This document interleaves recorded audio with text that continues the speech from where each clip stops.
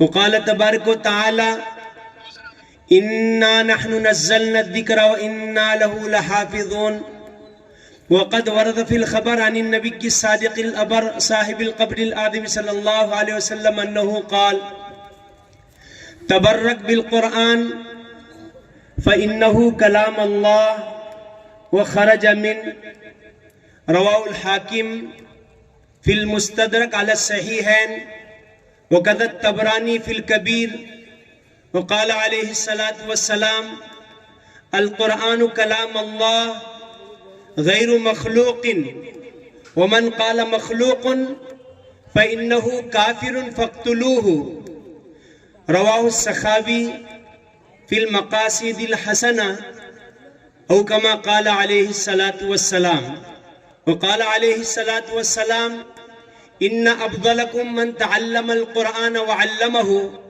رواه البخاري في صحيحه أو كما قال عليه الصلاة والسلام.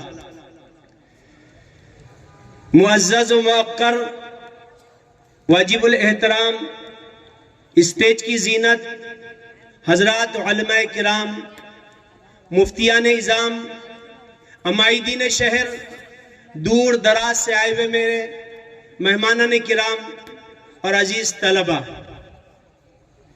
جیسا کہ آپ جانتے ہیں کہ الحمدللہ آج جامعہ اسلامیہ معرف العلوم میں ان 11 طلبہ نے قرآن حکیم کو یاد کیا، حفظ کیا۔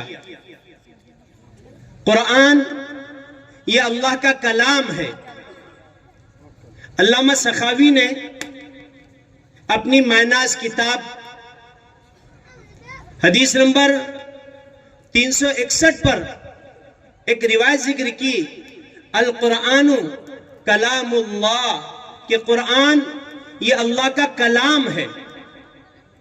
آپ یہ بھی جانتے ہیں کہ اللہ تبارک و تعالیٰ نے اس دنیا میں کم و بیش 1,24,000 انبیاء علیہ السلام کو مبعوث فرمایا۔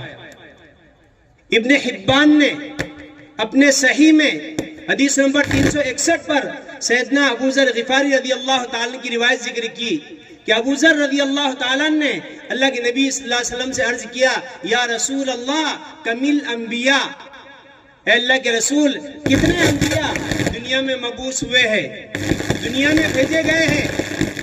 اللہ کے نبی صلی اللہ علیہ وسلم نے ارشاد فرمایا،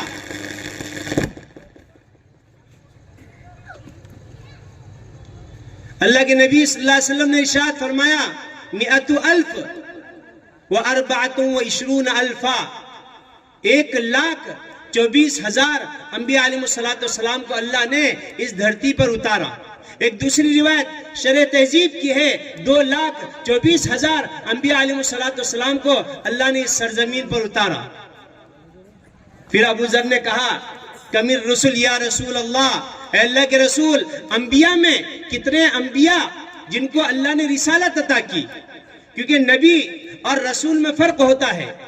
یہ فرق میں نے نہیں کیا، بلکہ آپ قرآن اٹھا کر دیکھیے، اللہ تبارک تعالیٰ نے قرآن حکیم میں 3 پارے میں سورہ آل عمران میں آیت نمبر 33 میں ان اللہ استفا، اور اس سے واضح طور پر اللہ تبارک تعالیٰ نے قرآن حکیم میں سورہ شورى میں آیت نمبر 13 میں اللہ یجتبی الیہ، اللہ جس کے نبوت کے لیے انتخاب کرے، اللہ جس کو نبی بنائے، اس کو وہ 1,23,687 انبیاء ہے، اور ان میں اللہ کے نبی صلی اللہ علیہ وسلم نے فرمایا 313۔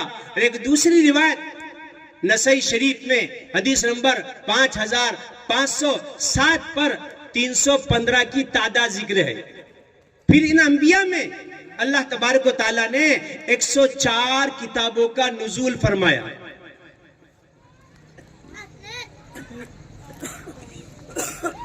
حضرت شیش نبی علیہ السلام پر اللہ تبارک و تعالیٰ نے 50 صحیفتن انزل علی شیش، 50 صحیفتن، کہ حضرت شیش علیہ السلام پر اللہ تبارک و تعالیٰ نے 50 صحیف کا نزول فرمایا،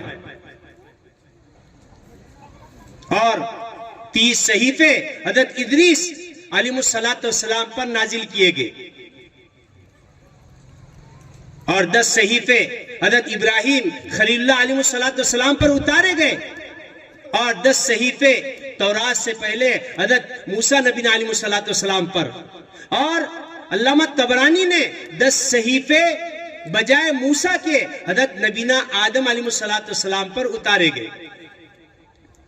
ابھی میں پچھلے 1.5 ماہ پہلے جب اردن اور سیریا اور مصر اور فلسطین کے سفر پر تھا تو میں نے خود اپنی آنکھوں سے دیکھا البحر المیت جو ہے ڈیڈ سی، وہاں سے اردن کے غاروں سے فلسطین کے غاروں تک کچھ غار ایسے ہیں، ان غاروں میں ایک غار میں حضرت ادریس علیہ السلام پر جو 30 صاحب کا نزول ہوا ہے اس کے مخطوطے وہاں آج بھی موجود ہے۔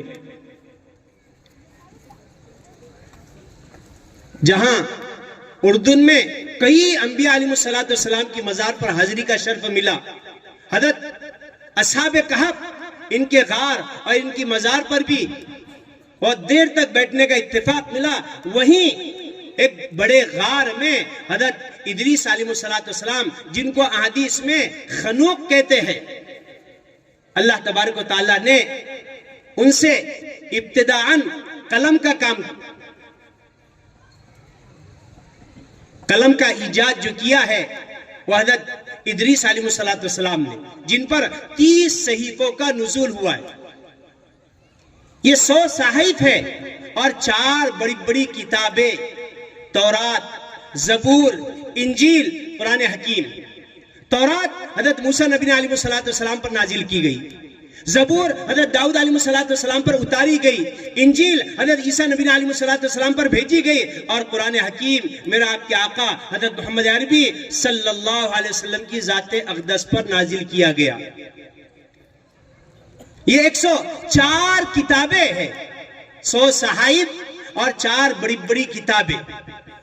پھر ابو ذر نے کہا یا رسول اللہ، ان انبیاء میں کتنے انبیاء سریانی ہیں اور کتنے عربی ہیں؟ تو اللہ کے نبی صلی اللہ علیہ وسلم نے کہا 4 انبیاء سریانی ہیں، جنہیں سریانی زبان دے کر دنیا میں بھیجا گیا۔ سب سے پہلے نبینا آدم علیہ السلام، جو باب السلام حرم پاک میں جبل ابو قبیس اور باب السلام کے درمیان مغارت الکنوز ہے، وہاں دفن ہے حضرت نبینا آدم علیہ السلام۔ اور دوسرے سریانی نبی حضرت شیش علیہ السلام، جو 130 سال کے بعد دنیا میں اللہ نے انہیں بھیجا ہے۔